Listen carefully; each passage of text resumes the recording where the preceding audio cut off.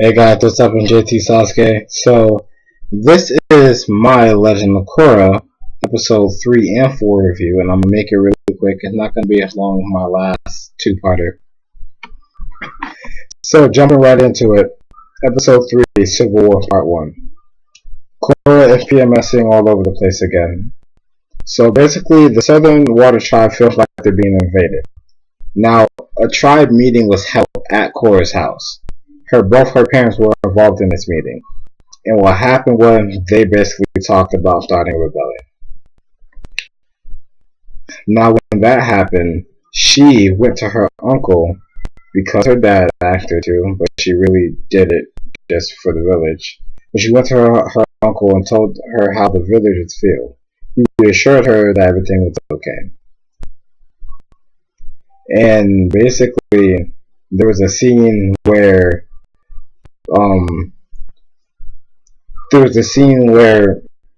a little kid poured some snow on a Northern Water Tribe troop or a group of troops, and they got him down from the roof, and they were about to punish him or something. All of a sudden, 3 Southern waterbenders were just like, a bender your own size. And they were about to fight when Korra stepped in the way, and she was just like, guys, stop this. And they were just like, I thought you were on our side. You're from the south, you're taking this side. She's like, no, I'm not taking sides, but they wouldn't listen. Then another little girl came out of nowhere, threw a snowball at Korra. Korra caught it in her hand, and then used firebending to melt it, but it was really just the heat from her hand that melted it. It didn't show the fire. And she was just like, you're the worst avatar ever. And I'm just like, damn. That kind of hurt. That coming from somebody from your own village, even if it's just a little girl, it's gotta hurt. You're being called the worst avatar ever, with somebody from your own village. So there's that. Korra's dad comes in and literally saves the day, tells the men to back down, the northern troops aren't worth their time. He came to help Korra, but Korra was obviously PMSing, so she didn't give a fuck. She just got mad. She went to Mako, and she was like, oh my god, Mako, I don't like the fact that my dad came to help me, and he was just like, he just wants what's best for you. Well, then he suggested that they go on a date. So the two of them went on a date, but Eska, her brother, and Bolin came along. When Eska and her twin left, Bolin was just like, please help me break up to Korra, and she was just like, sorry. And then he was like, why didn't you tell me that your cousin had the power to crush someone's soul? She was like, I thought that was obvious. And honestly, Eska is a bit creepy and very weird, in my opinion. She is. But moving on from that, eventually what happened was rebels tried to capture Tonrock. No, not Tonrock. Tried to capture her uncle. And her uncle was asleep at this time, so rebels came. They tried to capture him. Long story short, Korra caught them, stopped them, and saved her uncle. And told her uncle that instead of just arresting them and putting them in jail, let them stand trial. So she went back home to her family, and she was relieved when she found out that her dad wasn't part of the rebellion. And her dad's a good person because he said, me and my brother may have our differences, but I would never try and take his life, which is awesome. He's a good big brother. But then he comes in out of nowhere. Unalaq, that's his name. And Unalaq just comes in out of nowhere. And just like you, like Tonrock and Korra's mom are both under arrest for conspiring to assassinate him, and that's where the episode ends. And I'm just like, nigga, come on, like seriously, you really think your brother would really try and kill you? So he's out of his mind. Moving on to episode 4, Civil War Part 2, we start out where it left off at. They're getting arrested. They get tried. Now at this trial, there's a judge. I forget the name of the judge, but the judge is supposed to give a fair trial. Now, The judge talks to a couple people, talks to Korra and asks her questions. These are some very one-sided questions.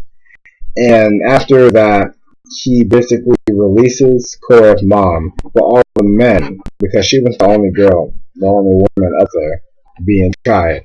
All the men were sentenced to death. Korra lost it. She was like, "You can't do that. If you take their lives, I'll take yours." I'm like, "Oh, okay." Death threats are going around. I didn't. I thought this was a kid show. But that's when Moloch stepped in and was like, "Nope." And he talked to the judge and asked him if he could change the sentence. And the judge did. Okay, well, instead of killing you guys, you're gonna rot in prison for the rest of your life.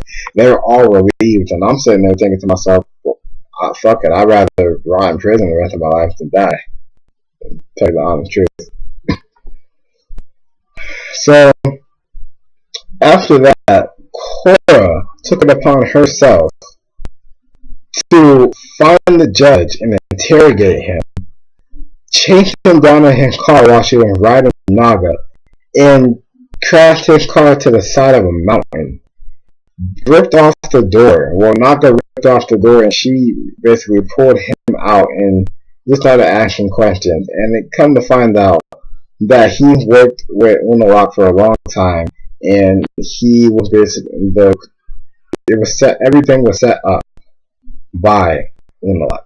We also find out that when Korra's father got banished, because Unalaq set everything up, Unalaq paid the barbarians to attack and then told them to hide in the spirit forest because he knew that Tonraq will follow them to that forest. So everything was set up by Unalaq. And when she got back, what she did was this. She literally told Bolin, Mako, Asami, and that rich guy that I forget the name of, and they just came up with a really brilliant plan to go bust her dad and everybody else out of jail. Now during this time, like a little before all this happened, you got Bolin talking to Asami. Now Asami is sitting there just like, okay, well look, if you don't like her, then you need to tell her the truth. Bolin did that. Look, I feel like, we're just kind of drifting apart. She was like, I too feel like that. I feel like there's a great chasm coming between us that can't be filled. He was like, oh my god, thank you. I'm so happy that you feel the same way. She was like, unless of course we get married. I'm thinking to myself, Bolin, you're fucked. And that's all I gotta say about that. Moving back on to the main course of the storyline though, they go to bust him out of prison and he's not there. Unalaq comes out of nowhere and says, your father is gone. You'll never see him again. He's going up to the north to serve out of prison, to serve out his sentence, along with all the other prisoners. And she's just like, you can't do this. I'm done being manipulated by you. Just the whole nine. And she ends up attacking him eventually. Now they have a mini duel because she shoots fire at him. He just blocks it with water and smacks her in the face with some water really hard. What's his name? Mako comes in out of nowhere and tries to go ahead but gets fucked up. All of a sudden she airbending. I guess airbending just trumps everything right now. Because after that they bailed. They went back to the rich guy. And the rich guy basically got all of them on a boat. And they all jetted out there. Like, they all legitly just jetted the fuck out there.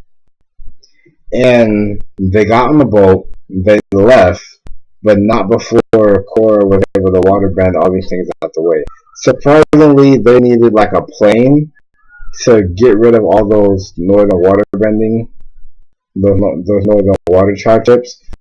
So surprisingly, he had a plane on there. So they used the plane with Korra and Mako as starter jets. Made a makeshift runway. She went to the Avatar State and waterbent all the ships out the way. They found the ship and broke her dad and all those prisoners out and told everybody what happened. Now, what's awesome is that her dad was just like, okay, well now that I know that this happened, this war. The South officially, the South is now declaring war on the North. And this is going to be a really nice fight. Korra said that she's gonna join in, but he was like, no, get the president on our side. That's the only way we're gonna win this. And I'm just like, that's true. That's very true. Because the South is not as strong as the North. The North will crush the South, but the South put up a pretty good fight for a while. I like how his men called him Chief Tom Rock, and I'm just like, okay, so you're back in charge. So I like that. So after that, the very last part before this review ends, you know, everything is great. They're about to head out to they're about to head out back to Republic City. But out of nowhere, you just see something in the distance. And it looks like just a small wave of water from far away. And the rich guy is just like, oh, we got trouble and not the fun kind. Or we got company and not the fun kind. Bolin takes it, looks through the stethoscope. I mean, I just say binoculars, and he sees Eska. They were supposed to get married that day, and he didn't show up. She looked pissed, angry. She was about to kill him. Makeup running all over her face. Her face was scary as fuck. It scared the fuck out of me. I almost had nightmares about that face. So she just waterbending towards them, and he's like, "Oh, that's my darling Eska. Can this boat get away from my crazy psychotic waterbending girlfriend? Why do you think I made this?" And I'm just like, I don't know. So they ended up just getting away in the boat, and I'm just like, I really want to see what happens with that. But that is my fifth and last review for today. I hope you guys enjoyed it. Sorry this one was a little longer, but comment, rate, subscribe, and I will see you guys next week.